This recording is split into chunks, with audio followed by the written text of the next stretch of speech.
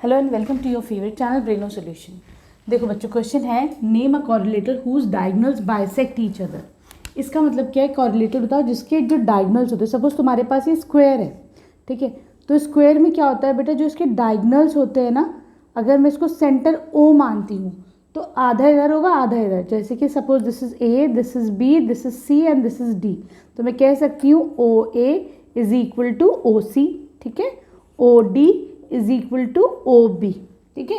मतलब डायगोनल्स जो है मिड, ये जो पॉइंट होता है सेंटर वाला, इस पे ये इक्वली डिवाइड हो रहे हैं, ठीक है। इसको कहा जाता है बाइसेक्ट होना, ठीक है। सही। तो ऐसे कौन कौन से कोरिलेटर जिसके डायगोनल्स जो बाइसेक्ट होते हैं? तो बेटा एक तो तुम्हारा हो गया स्क्वायर, ठीक है, स्क्वायर के डायगोनल्स जो है वो बाइसेक्ट होते हैं। दूसरा उसी तरीके से है रेक्टेंगल, रेक्टेंगल के भी डायगोनल्स जो है वो बाइसेक्ट करते हैं। फिर एक है तुम्हारा एग्जाम्पल रोम्बस, ठीक, और एक है तुम्हारा पैरेललोग्राम।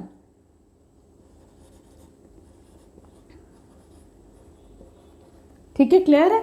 अब आ जाओ इसके सेकेंड पार्ट में। ये कह रहे हैं name a quadrilateral whose diagonals are perpendicular bisector of each other.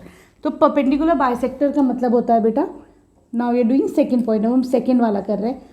Perpendicular का बाइसेक्टर का मतलब होता है कि यहाँ पे जो है 90 डिग्री एंगल भी बने, ठीक है, बाइसेक्ट भी करे, और ये जो बीच में जो एंगल बन रहा है ये 90 डिग्री बने, ठीक है।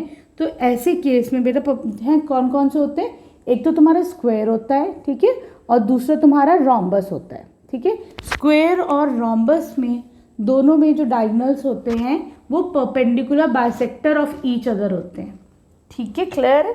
अब आता है तुम्हारा थर्ड पार्ट। देखो बेटा, यहाँ पे कह रहे हैं कि name a quadrilateral whose diagonals are equal. ऐसे कोरिलेटर बताओ कि जिसमें डायगोनल्स इक्वल हो। तो इक्वल का मतलब ए सी तुम्हारा इक्वल टू बी डी होना चाहिए। तो बेटा ये एक केस स्क्वायर का होता है और एक केस रेक्टेंगल का होता है कि जिसमें जो है तुम्हारे डायगोनल्स जो है वो इक्वल होते हैं, ठीक है। अब आ जाओ क्वेश्चन नंबर 5 पर।